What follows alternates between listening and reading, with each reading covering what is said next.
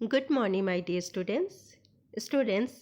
आज के क्लास में हम लोग हिंदी साहित्य सागर से कविता स्वर्ग बना सकते हैं पढ़ने जा रहे हैं, जिसके कवि है रामधारी सिंह दिनकर।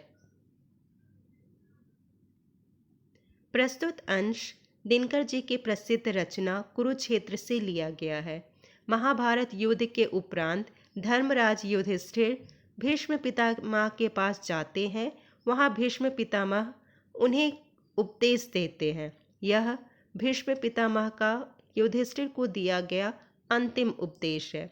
40 के दशक में लिखी गई इस कविता के माध्यम से कवि भारत देश की सामाजिक दशा, उसके विकास में उपस्थित बाधाओं और उसमें परिवर्तन कर उसे स्वर्ग समान बनाने की बात करते हैं।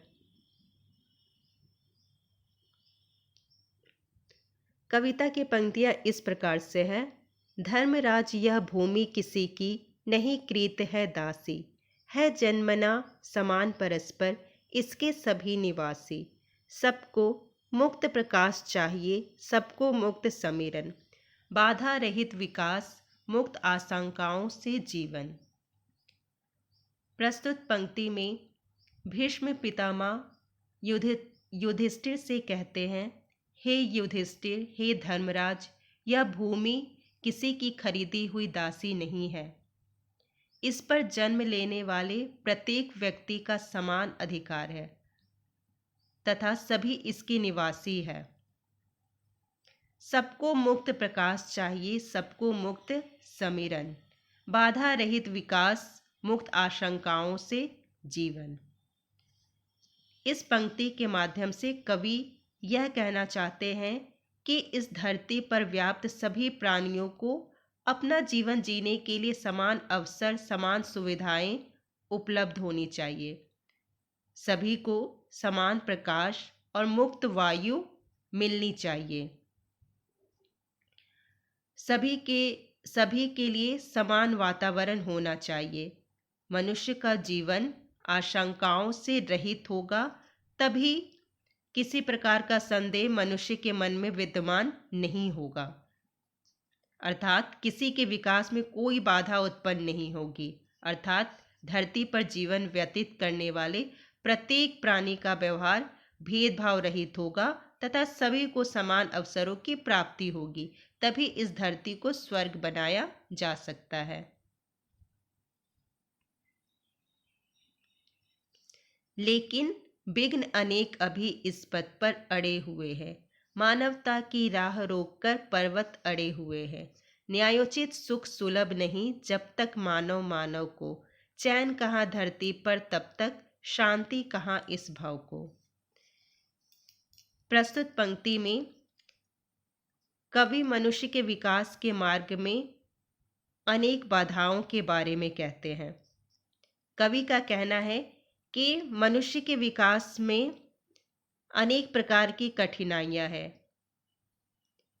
मानवता की राह को रोककर पर्वत अड़े हुए हैं, अर्थात मानवता के विकास में पर्वत रूपी बाधाएं राह रोककर खड़ी है, जिसके कारण मनुष्य प्रगति के मार्ग पर अग्रसर नहीं हो पा रहा है।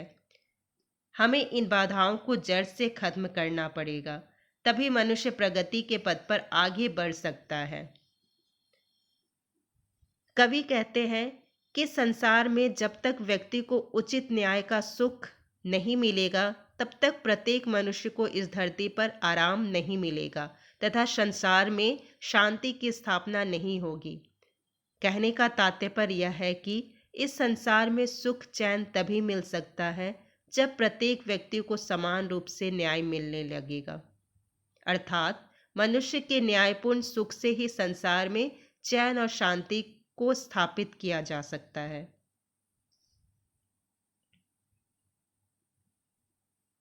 जब तक मनुष्य का यह सुख भाग नहीं सम होगा, शमित न होगा कोलाहल, संघर्ष नहीं कम होगा। उसे भूल वह फंसा परस्पर ही शंका में भय में, लगा हुआ केवल अपने में और भोग संचय में।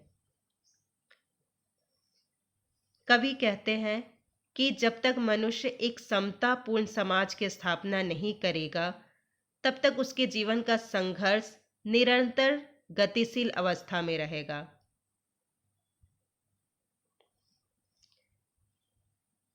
उसके जीवन का संघर्ष इसी प्रकार निरंतर बना रहेगा, अर्थात समतापूर्ण समाज की सच्चाई जानते हुए भी मनुष्य केवल स्वार्थ की पूर्ति में लगा हुआ है। वह अपने आदर्श को भूलकर स्वार्थ की पूर्ति में ऐसा फंस गया है कि उसके मन में जीवन के प्रति एक भय और शंका निरंतर बनी रहती है, किंतु फिर भी वह आनंद युक्त सामग्रियों के संग्रह में निरंतर लगा रहता है, अर्थात मनुष्य परस्पर समानता के आदर्श को भूलकर अपने स्वार्थों की पूर्ति में लगा हुआ है और मनुष्य को इसी प्रवृत्ति के कारण ही उसका विकास रुका हुआ है।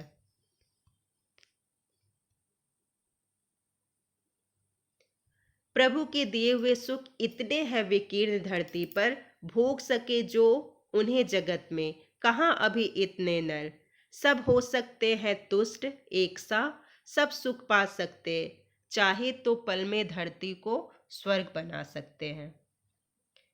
कवि कहते हैं कि प्रभु के द्वारा दिए गए सुख जो है इतने चारों तरफ फैली हुई है, प्रभु की कृपा चारों तरफ फैली हुई है। ईश्वर इतना दानी है कि मनुष्य के लिए उसने विस्तृत रूप में सुख सुविधाओं का भंडार लगा रखा है। ईश्वर ने बहुत सारी चीजें इस पृथ्वी पर दी है, किंतु मनुष्य ईश्वर के द्वारा प्रदान की गई सुख सुविधाओं का मनुष्य सदुपयोग नहीं कर पाता है।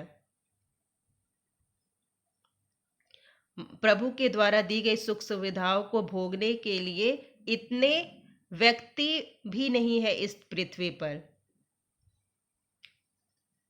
नेक्स्ट पंक्ति में कवि कहते हैं कि प्रभु ने मनुष्य को धरती पे बहुत से सुख दिए हैं, किंतु इन सुखों को व्यक्ति तभी उठा सकता है जब उसमें समानता, प्रेम तथा परोपकार की भावना विद्यमान हो। इसके साथ ही समानता के आदर्श के महत्व को समझकर तथा अपनी स्वार्थी प्रवृत्ति को त्याग कर मनुष्य धरती को स्वर्ग बनाने में अपनी महत्वपूर्ण भूमिका निभा सकता है। अर्थात धरती पर जीवन व्यतीत करने वाले प्राणी संतुष्ट हो सकते हैं और सुख की प्राप्ति कर सकते हैं, परंतु यह तभी संभव है जब सभी में आपसी प्रेम भाव, समानता आदि का भाव विद्यमान हो। कवि कहते हैं कि पृथ्वी पर जीवन व्यतीत करने वाले सभी प्राणी चाहे तो अपने अथक परिश्रम से पल भर में पृथ्वी को स्वर्ग बना सकते हैं।